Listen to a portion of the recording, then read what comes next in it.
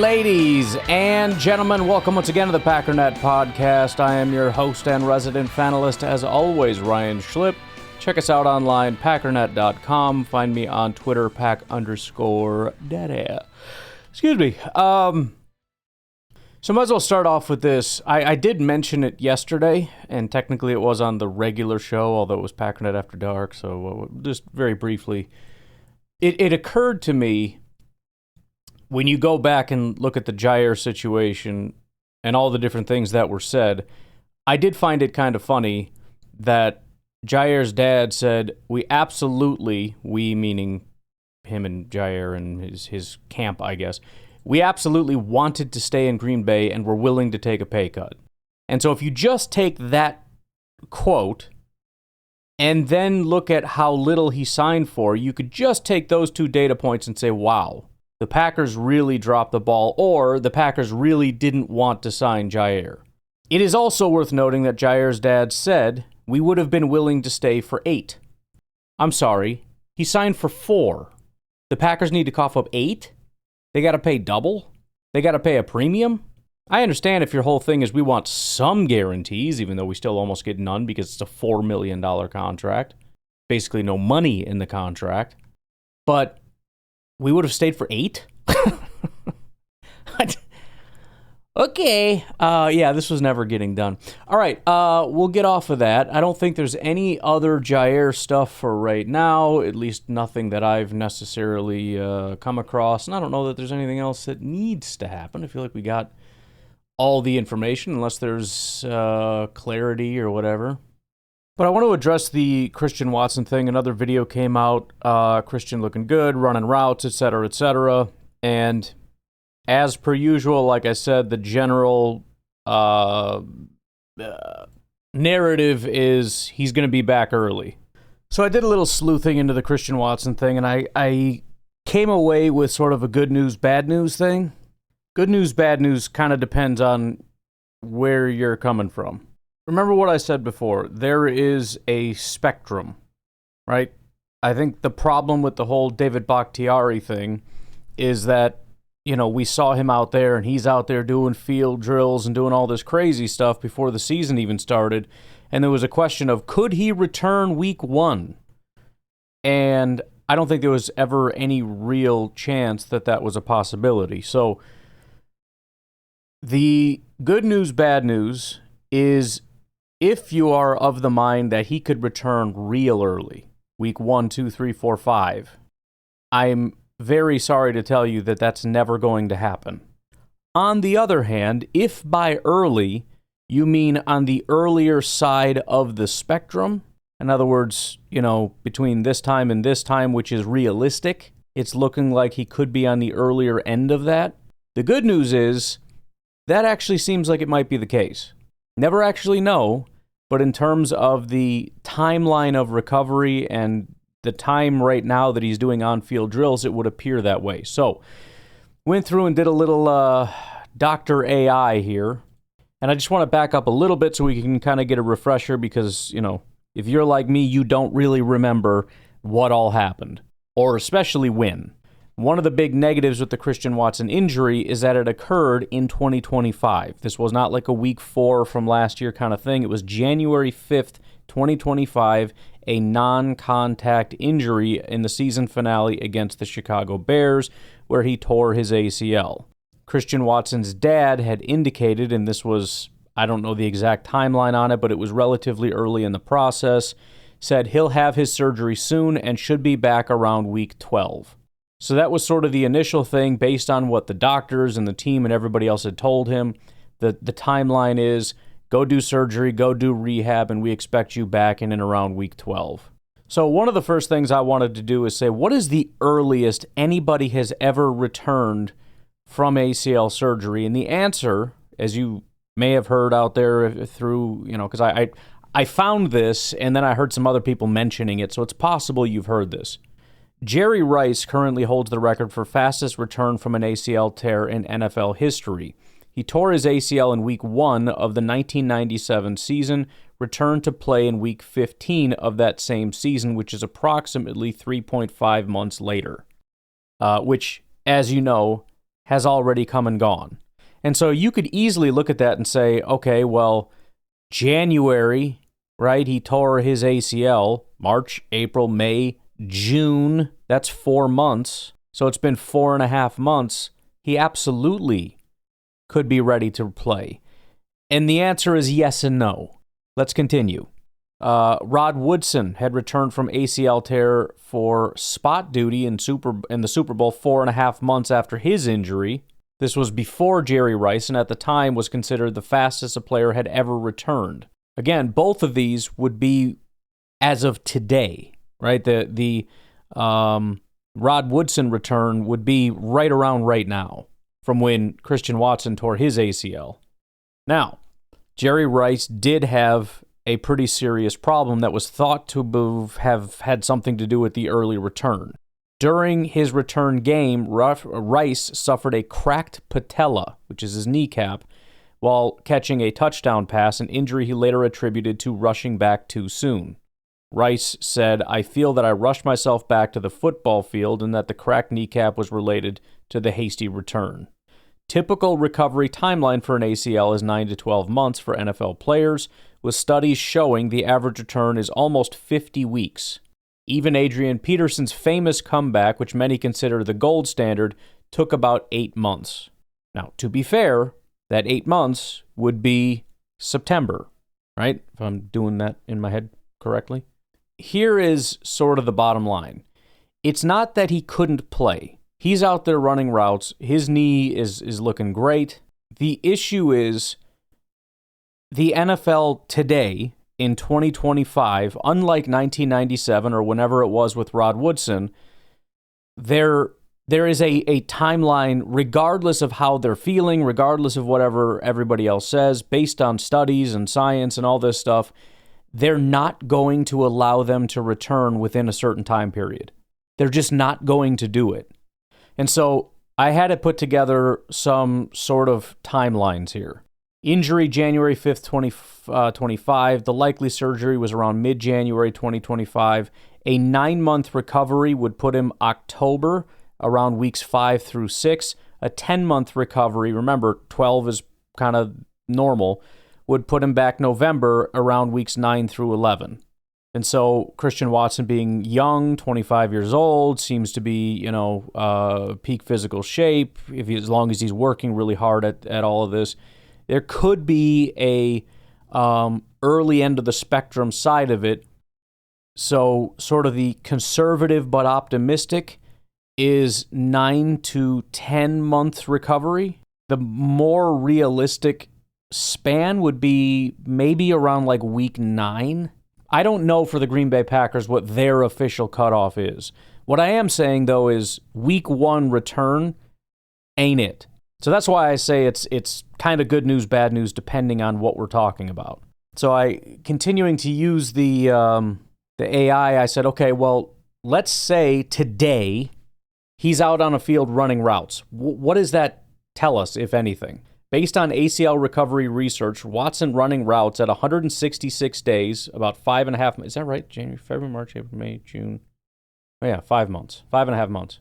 Post-injury is remarkably fast and ahead of typical timelines, but not unheard of for elite athletes. Here's how this compares to standard recovery milestones. So, week 6, about 1.5 months, patients may run short distances in a straight line. After 3 months, patients may return to on-field drill work. 9 to 12 months return to high-level play. It says Watson running routes at this stage suggests he's progressing significantly faster than average, but following a similar trajectory to other notably fast recoveries like Amari Rodgers. It's a very positive sign that puts him on track for a potential return in the 8 to 10 month range rather than the typical 11 to 12. However, as Jerry Rice's experience showed, there's always a balance between aggressive rehab and ensuring the knee is truly ready for game speed contact. Now again, for some people, this isn't going to rule out super early returns. There have been super early returns. I just want to read this from Christian Watson's dad here. He says, just to be clear, he's following the prescribed protocols of the professionals who do this for a living. As for historical precedent, I tore my ACL and meniscus in late September of '94 with the Chiefs and was back in 6 months and participating fully in OTAs and minicamp. Then didn't miss a single practice of two-a-days when training camp was full padded, full contact, and lasted 5 weeks. However, the reason they don't do that anymore is because that was a horrible protocol and results in locking in a permanently lesser version of the player athletically, as the healing process isn't about how you feel or gutting through it, but rather about giving all the damaged tissue the real time it needs to sustain the rigors of NFL football. Here's where he says, Jerry Rice suffered a similar fate, returning too early. Thankfully for him, it was later in his career. The process is the process. We let the best in the world at it advise us on it. So the reality is, as we saw in that video, Christian Watson could go on a football field today and play football. Whether or not he's fully healed, I don't exactly know. But, in other words, would they, let's say we weren't super cautious and just didn't really care, and as long as you can go do it. Is he still at a stage where he's at increased risk of tearing something or whatever? I don't know. But even beyond that, like he was saying, if you don't give it, even if there's a low risk of, let's say, re-injury, we don't want you to be a lesser athlete. And I think that's even more true for a guy like Christian Watson. If something like his speed is affected, there is no way that we should rush him back, especially if it, as he says, locks him into that. So we need to make sure that he gets back to 100% before we put him on there. That's not just physically. It's not just as long as you can deal with the pain, you should be fine. It is sturdy enough to be able to handle the rigors of football. It's more than that. So again, I don't know exactly what that means. There are extreme examples out there, and I do think the videos of him running routes are certainly encouraging, and I do think that probably puts him on a track to return early, but we have to remember that there is a minimum at how and I don't know what the minimum is, but there is a minimum. That's going to come down to the Packers and their training staff and everything else. And whatever they determine, their tests and their metrics and all that are for Christian Watson being 100% in every metric. No pain. He trusts it. There's no, it's fully solid and structurally sound. But also there's no loss in athleticism, in his flexibility, in his range of motion. That's the other thing. Remember how much time they spent building up his, leg muscles, because there was a misbalancing between the right and left leg and how strong they were, and that was causing problems. I don't know if they need to work on that again, because we got to make sure that he doesn't rush back and start tearing his hamstrings, because that was the issue to begin with, right? Is he had all kinds of soft tissue issues, and we had seemed to work through that until this issue. So we got to make sure that he's up on that as well, because it doesn't do any good to rush him back and then he tears his freaking hamstrings.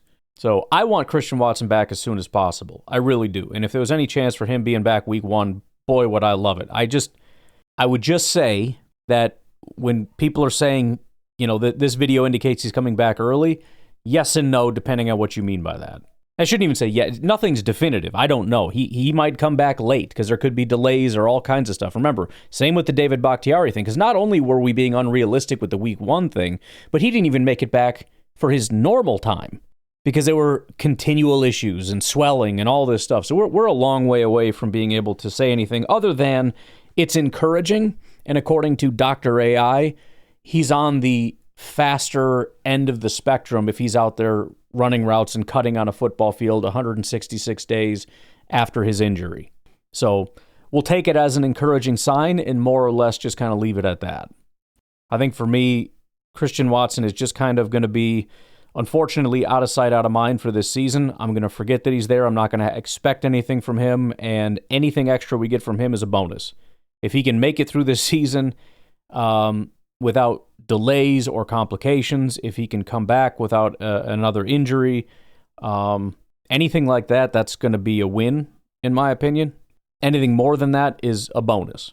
And so that's just how I'm going to treat it, because I know how this usually goes.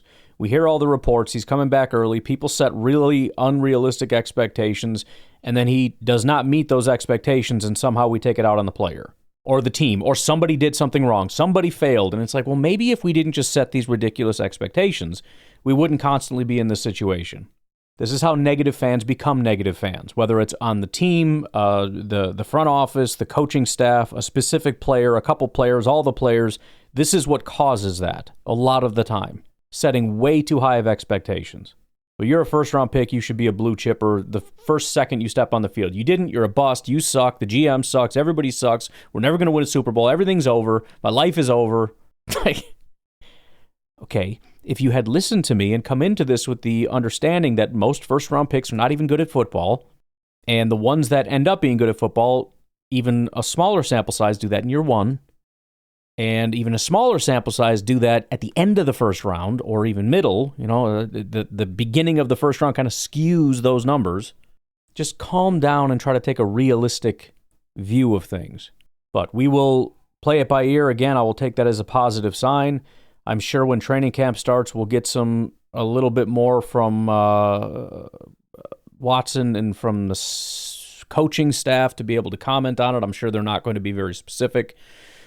But, again, a great question. I don't know if he'd ever answer it, but to me, a great question isn't how is he progressing? Oh, he's great, or he's ahead of schedule. None of those things mean anything. A great question I would love to get an answer to is, what is the earliest you would allow a person to come back? Like, could they come back week one, or is that just completely off the table? And again, I don't even know if Matt LaFleur can answer that question. That comes down to the medical staff, community, all that stuff. They've got their own thing in the NFL and whatever. What is sort of the minimum time that a player is going to be out with an ACL for the Green Bay Packers kind of thing? I don't know how to word it, but that's what I would need to know. Because whatever that is, there's your answer for Christian Watson. But again, listening to Christian Watson's dad, it sounds like this is, he kind of played his hand into like the coming back early thing, because it is everything's looking encouraging, looking good. But I think the overreaction kind of caused him to throw this one out there, and that's why he starts it off with, in all caps, just to be clear. And he elaborates and says, look, just first of all, everything's looking good, and he's doing great, and he's looking ahead of schedule and all that. He's not, it's that let's relax. And he says, however, the reason they don't do that anymore is because that was horrible protocol. So again, it's a protocol thing. The NFL and teams have changed their protocol to not allow people back that quickly anymore. And I think, being 25 helps Christian Watson in his recovery. It doesn't really help him get back on the field sooner, because the Packers still can have a long-term vision with Watson. And even though I think this was completely botched with Jordan last year and some other people last year, you need to take a long-term vision. Bringing him back a week or two at the expense of his entire career is stupid. He needs to be out every second that he needs to be out. If he's 99.5% of the way back this week and he'll be 100 next week, he waits until next week. That's just the way it is, in my mind. Now, if he's 31 years old and it's a playoff game and all, you know what? Screw it. Get in there and let's do this thing, okay? You're deteriorating anyways at 31 years old. You'll be fine. Just let's do this. He's 25, and we're talking about mid-season. Presumably, right? Setbacks or whatever. But so, as Watson's dad says, just to be clear. All right, why don't we take a break, and we'll be right back.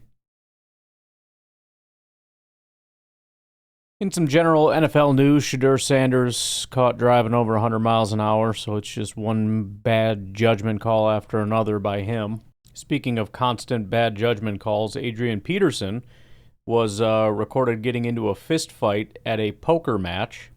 It's one of the greatest running backs of all time who made a ton of money and then went bankrupt doing stupid things like throwing, I think it was a birthday party where he's like walking in on some freaking, I don't know, just stupid with money, not to mention beating his kids with a belt and all that stuff. So yeah, he's doing well. And then something kind of random that I was not aware of. Again, I don't care about basketball, but the Lakers apparently are being sold for $10 billion. The reason that's interesting is apparently, according to Ari Mirov, there are going to be NFL teams seeing that $10 billion number and saying maybe it's time to get out. And apparently, a not-so-hidden secret is that team is likely to be the Seattle Seahawks. I guess the reason for that, and it certainly makes a lot of sense, so, again, know nothing about the Seahawks. Apparently, Paul Allen was the owner of the Seattle Seahawks that passed away.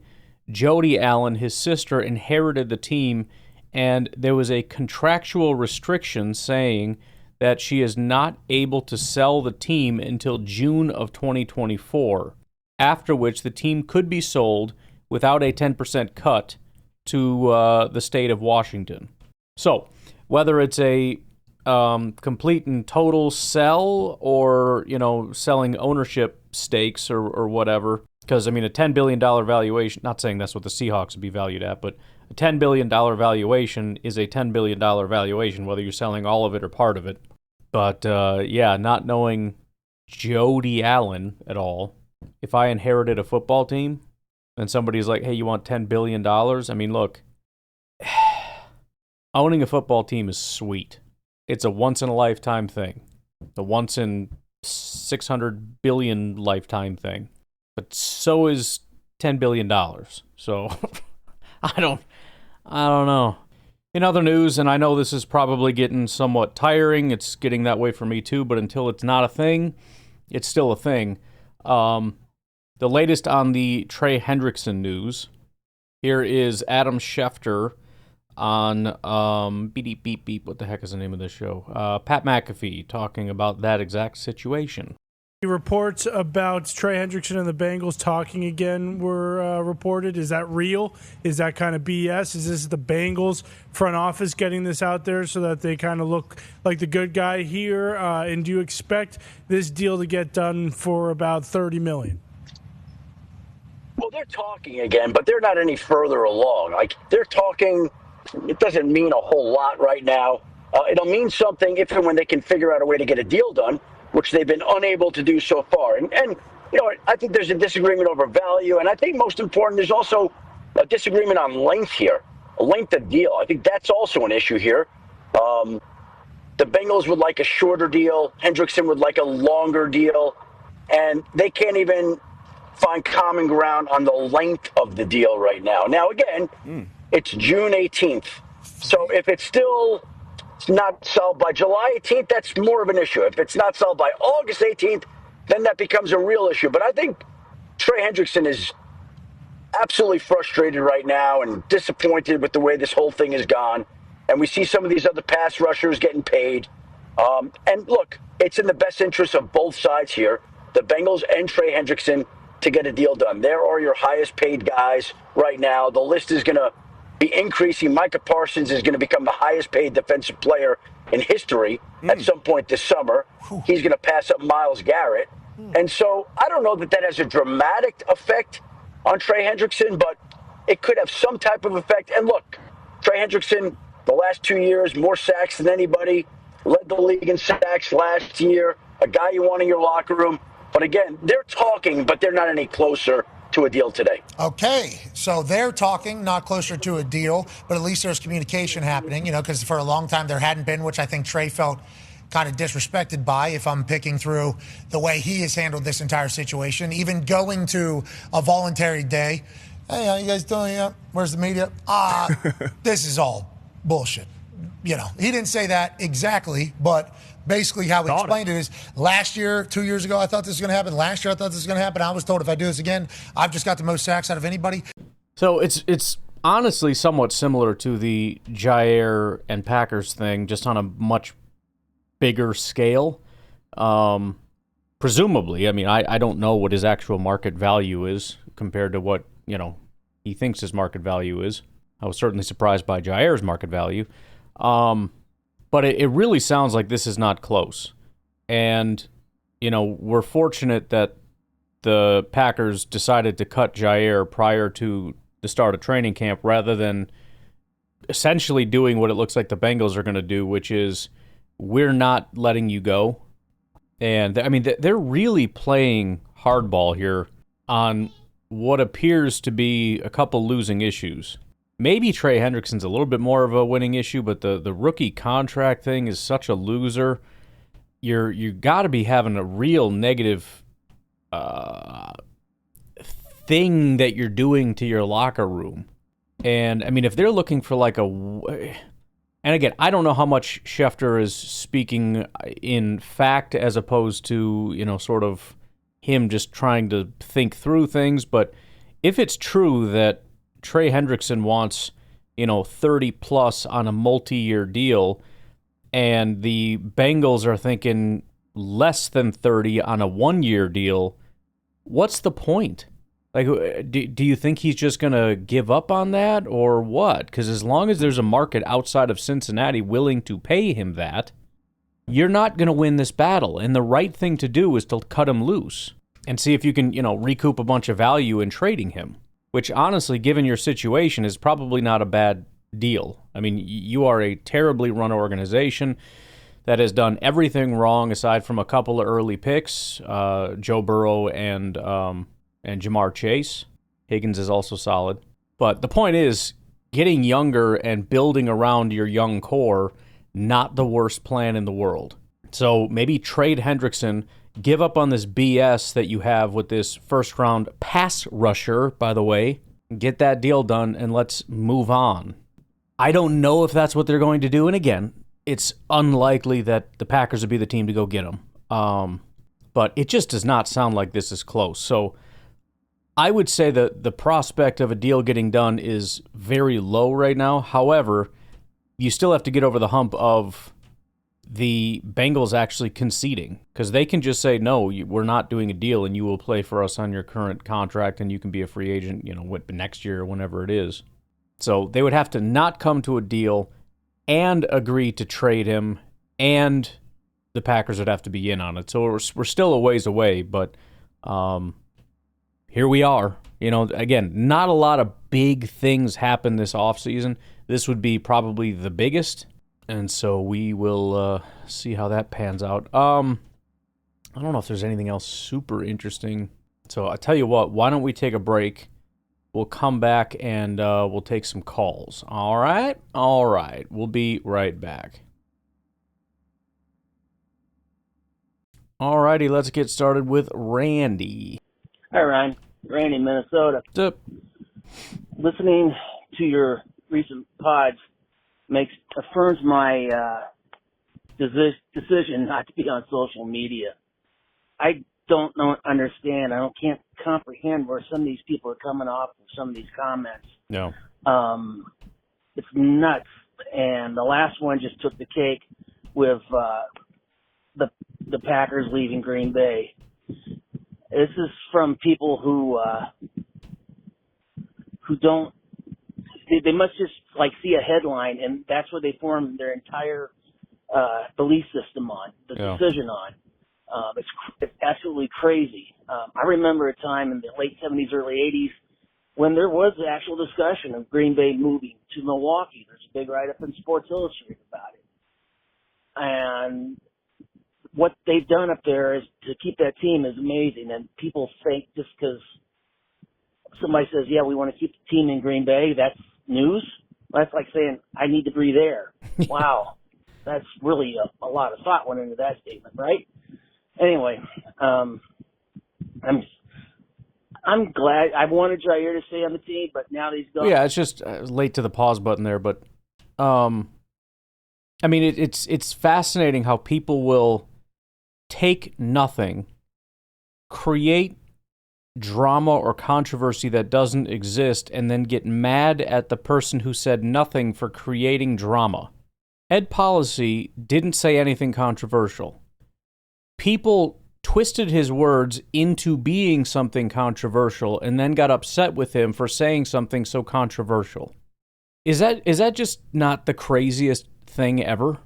That's like your wife getting mad at you for the dream she had about you or something. I mean, it's on that level of crazy.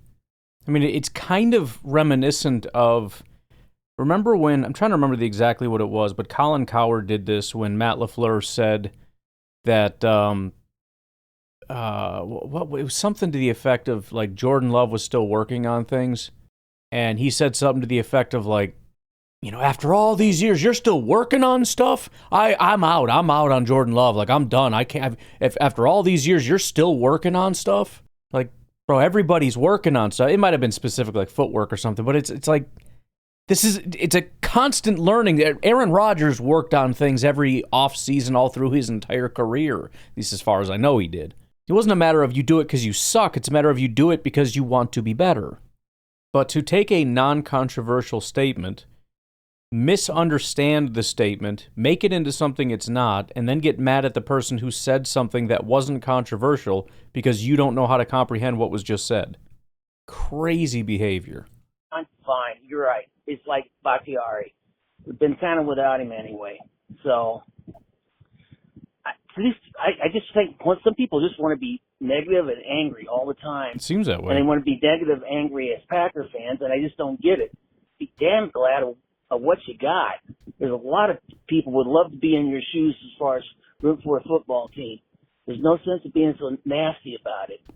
But anyway, I'm pontificating here, and that's not probably something I should be doing. Anyway, go Pack, go. Bye. I say it all the time, and I know that there's no way to actually... I wish there was a way to do it as like an experiment. If I could just get like a negative fan to participate, although they wouldn't do it in good faith, but I genuinely would love for them to just say, you know what, I'm so fed up, I'm going to root for a new team. It doesn't even have to be perfect. Like, can we just... Let's do this. 1 year, you pick a new team, and you have to hold them to the same standard that you hold the Packers to. And just tell me if you're satisfied with how the team runs things. Now, this is the way that they generally operate. They're going to be thrilled with everything that's done by this other team because they want to be proven right about everything. But if they could just, like, as an honest, genuine experiment, could you honestly do this? I don't know. Because I don't know if they're being honest about anything anyways, or if they're just angry because they want to be and they know they're being unreasonable and they don't care. They're angry that the team isn't doing what they want it to do and feel that they have a right to lash out. I don't know. I don't honestly know what that's all about, but that would just be my favorite thing because it's so easy. It's the easiest thing in the world to just throw that back in their face every time they complain about something. Just point to any other successful team and show them how they're doing that too. Right? Oh, Goody can't draft. Okay, well, here's a bunch of successful teams. Here's how they've drafted.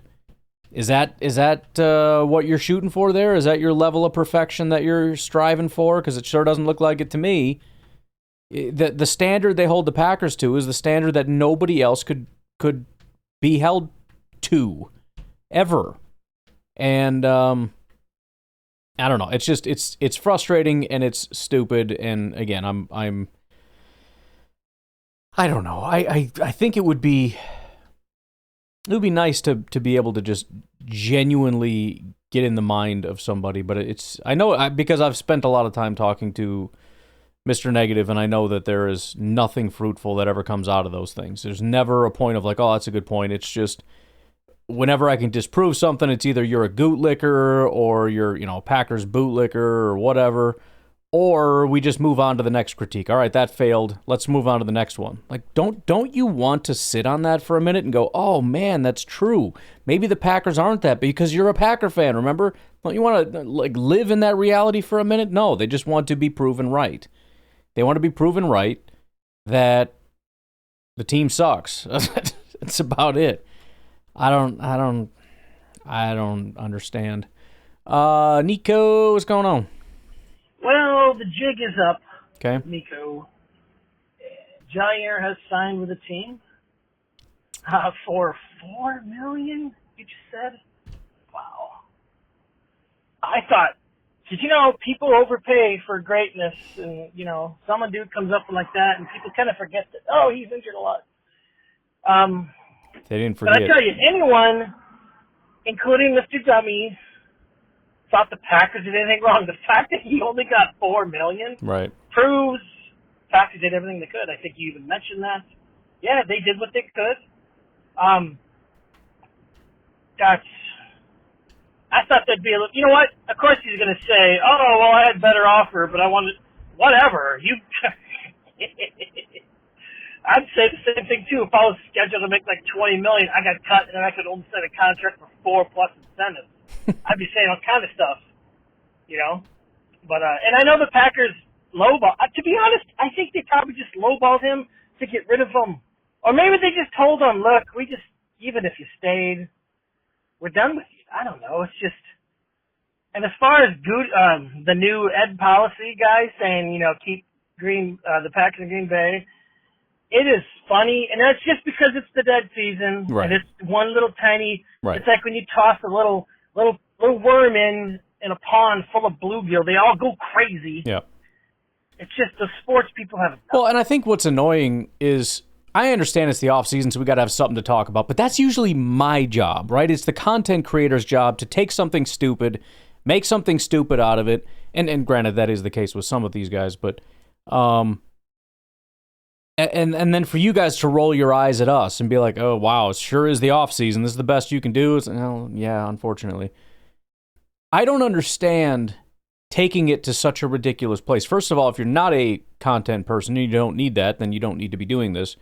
But beyond that, to just deliberately have such bad takes about it. I mean, you could just do what I did.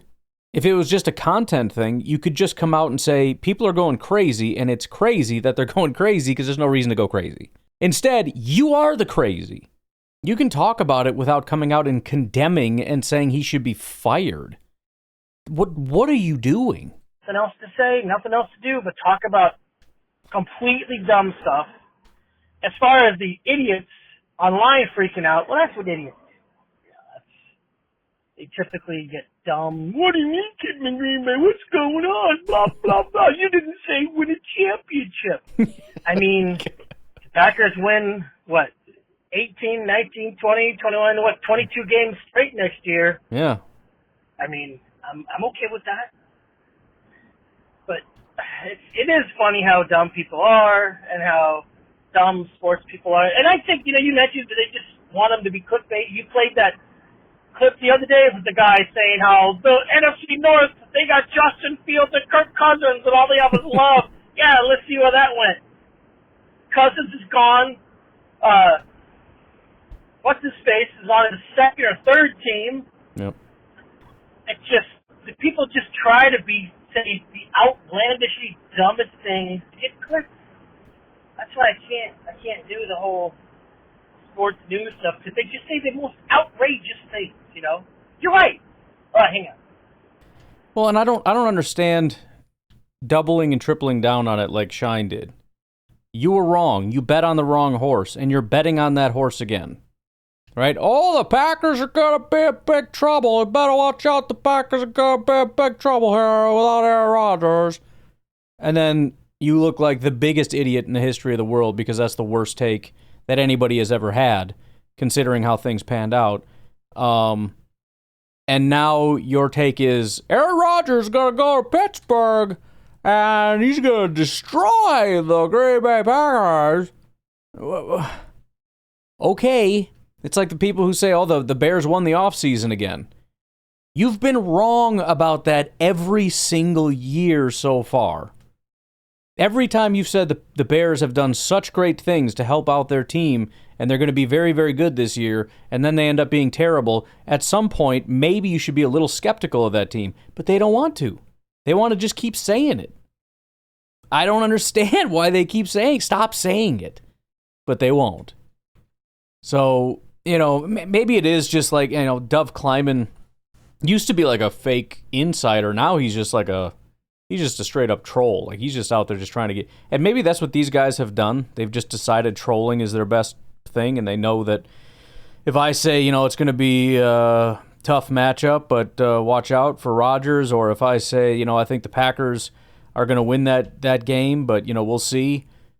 Not going to get as much interaction as Rodgers is going to smoke the Packers. Watch out. Just saying the dumbest crap you can is how you get engagement. I guess I'm not, it's probably more of a social media thing than anything. I don't know that people are going to tune into my show for that. I get a lot more people calling me an idiot online, but I'm not interested. If that gets me some more downloads, I'm not doing that. So here we are. And you're exactly right. That's a lady walking her dog, but she's carrying her dog. Okay. You're right. he said he wants to win games. No one's going, well, we can't win games. It's like stupid. Like they focus on the staying Green. Of course we wanted to stay in Green Bay.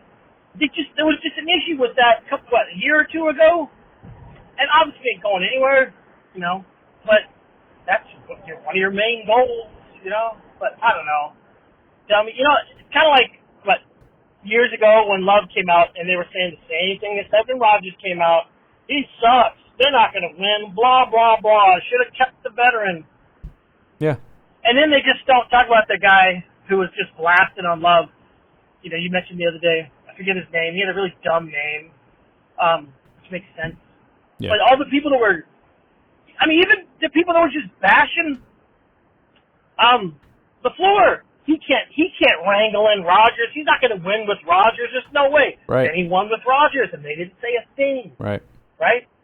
Of course, then they said, well, Rodgers carried him. Really? Rodgers carried him? Right. Okay. Yeah, okay, whatever. They can never be wrong. He didn't carry him in 2018. He didn't carry him in New York. Is he going to carry him in Pittsburgh? It's still a team effort, bro. But, yeah, the people slamming on Love, they make their stupid, bold statements. And then when Love comes out and actually looks good, they forget about the bad things they say. So that's all sports media is. I think of all the people that ragged on Love when he first came out, I think I can think of only one guy that sort of took his words back, and I forget his name, because I've talked crap about him, and my brain, just shoves stuff out of my head that I don't want to remember. Same. I just don't remember his name. But I can think of one dude who came back to do what? Love is probably a dude, at some level, and, we'll see. I really think this year is going to be a good year. You got a lot of things kind of coming to fruition at once, Love has now experienced 2 years. One beginning year, I'm talking about 2 years starting, and a year where he kicked it into gear and just went nuts. You got our defense, I think, is kind of peaking, could peak, obviously with Cooper and our safeties. And offensively, they didn't lose a ton. I know it's going to be a bummer. Christian being gone so long, but I think they got stuff they can do. They got some depth there. So I think we could be on the verge of, 13, 14 wins, especially if our defense can kick it. Oh my goodness! Go, time to go. Well, yeah, and I don't know if it's just that part of the off season for me or what, but the optimism is starting to ramp up a little bit. That fan part of me, I don't know if that's a normal fan thing, where as time goes on, you go from, which I guess does make sense, because assuming you didn't win the Super Bowl, you end the season on an all-time low, and and then as time goes on, it would make sense that things start to slowly ramp up in your mind. Whether that's delusion or just a dissipation of the negativity or some combination of both, I don't know. But I'm definitely hitting that right now. Just, my optimism about Jordan Love is starting to ramp up quite a bit.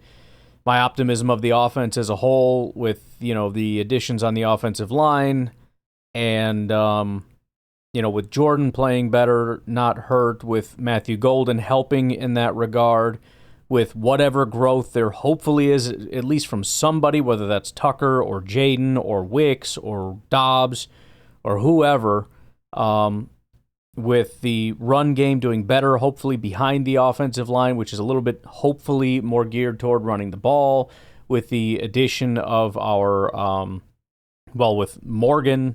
It's part of the offensive line, but you got Morgan as well as, you never remember his name, Marshawn Lloyd, hopefully providing a real nice 1-2 punch and 1-2-3 punch with Wilson, hopefully. Looking forward to getting Luke Musgrave going. And then, on the defensive side of things, I know there's a lot of negativity, but I am excited about the pass rush. For multiple reasons. Again, it really started to ramp up the second half of last year. This is year 2, not only in the system, but in a 4-3 defense. It's with a new, very highly qualified defensive line coach. I'm excited about year 2 with Edgerrin and seeing Quay next to Edgerrin for the year. I'm excited to see if there's any jump from our safeties, specifically Evan Williams, hoping he has a really good year because that could be a heck of a duo. Going back to the pass rush, I think Brenton Cox really was impressive last year, and I'd like to see if they lean into that a little bit because that dude was phenomenal, as well as, don't forget, Baron Sorrell's in the house. Excited to see if Warren Brinson or Nazir Stackhouse can be that sort of run defense guy on the defensive line as a rotating piece. Is this a Super Bowl team? Is this the number one team in I don't frickin' know, dude. I can't know that. But the pessimism about this isn't a playoff team, I'm very far from that right now. You're going to have to convince me that it got significantly worse than the Packers last year when this team made the playoffs despite having completely fallen off a cliff at the end of last year. At least the offense did. So, all right, I am going to leave it at that. I appreciate everybody for calling in, and I will talk to you tomorrow. Have a good one. Bye-bye.